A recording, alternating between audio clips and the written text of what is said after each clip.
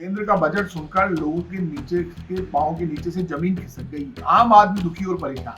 जब crude oil $69 प्रति barrel पर आ गया और फिर आप है ना जो पेट्रोल डीजल सस्ता नहीं कर, आप अपने ही मनमानी करने पर आ गए।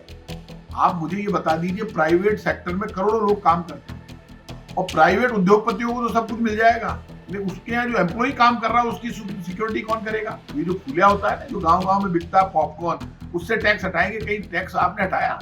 आपने कह दिया 12 लाख के ऊपर अब टैक्स नहीं लगेगा। तो 12 लाख कमाई तो दो पहले। कमाई कुछ नहीं है। रोटी नहीं खाएंगे लोग, अब एलईडी खाएंगे।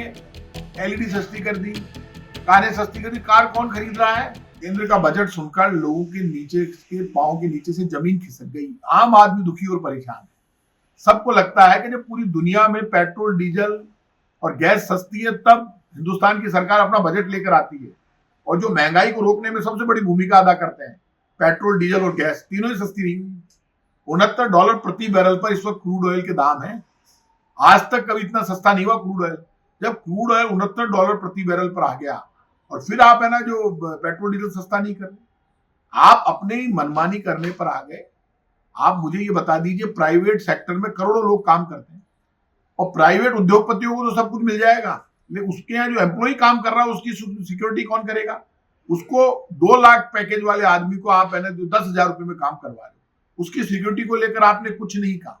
महंगाई रोकने के लिए आपने कुछ नहीं कहा। आपने आटे पर टैक्स लगा रखा। लोग उम्मीद कर रहे थे आटे से टैक्स हटाएंगे। ये जो फूलिया होता है ना, जो गांव गांव में बिकता है पॉपकॉर्न, उससे टैक्स हटाएंगे। कहीं टैक्स आपने हटाया? आपने कह दिया 12 लाख के ऊपर अब टैक्स नहीं लगेगा। तो 12 लाख कमाई तो दो पहले। कमाई कुछ नहीं है। रोटी नहीं खाएंगे लोग, अब एलईडी खाएंगे। एलईडी सस्ती कर दी, कारें सस्ती कर दी। कार कौन खरीद रहा है? आप यहाँ पे 80 करोड़ लोगों को 5 किलो गेहूं देते हैं। कांग्रेस की सरकार के समय खाद्य सुरक्षा गारंटी कानून लागू हुआ था, वो हमारे टाइम का लागू हुआ है। आपने उसमें संख्या नहीं बढ़ाई है। गरीब आदमी और गरीब होगा इस बजट में, नौजवान और ज्यादा बेरोजगार होगा, महंगाई बढ़ेगी, शेयर मार्केट नीचे गिर गया। 25-30 करोड़ लोगों के पूरे घर की हालत खराब हो जाएगी, क्योंकि शेयर मार्केट गिर गया। जो पैसा किसका डूबेगा? उद्योगपति का नहीं, नौजवान का पैसा डूबेगा। नौजवान की हालत बिगड़ेगी। ये बजट ना लीपने का है ना पोतने का है। ये बजट किसी को रिलीफ नहीं देता। इस देश में कर्मचारी, व्यापारी, मजदूर, किसान, विद्यार्थी, किसी को कुछ मिलने वाला नहीं है। ये बजट सिर्फ बीजेपी की सरकार के समझ में आ रहा, बाकी किसी के समझ में नहीं आ रहा। इस बजट ने पूरे देश में सबकी उम्मीदों पर पानी फेर दिया। और इस बजट से वैसे ये तय बात है कि बीजेपी का मुद्दा कभी भी महंगाई, गरीबी, बेरोजगारी रही नहीं।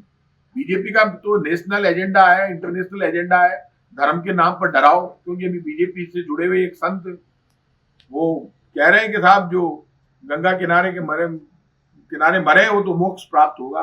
आप लोग भी कर लो ना मोक्ष प्राप्त। जिसके घर में मातम है, जो रो रहे हैं, उनके लिए आप इस तरह की गंदी भाषा का प्रयोग कर रहे हैं। आपको शर्म नहीं आती? आप एक दिन मौतों को छुपाते हैं और इस बजट में आपको इतना बड़ा आ गया तो आप बोलते कुंभ में जिन लोगों की मौतें हो गई है उनमें हर प्रति व्यक्ति हम 1 करोड़ रुपए देंगे, जो घायल हो गए उनकी अलग से मदद करेंगे, भविष्य में इस तरह की घटना नहीं हो उसके लिए इतना इतना पैकेज जारी करेंगे। कुछ किया आपने? आपको कोई मतलब।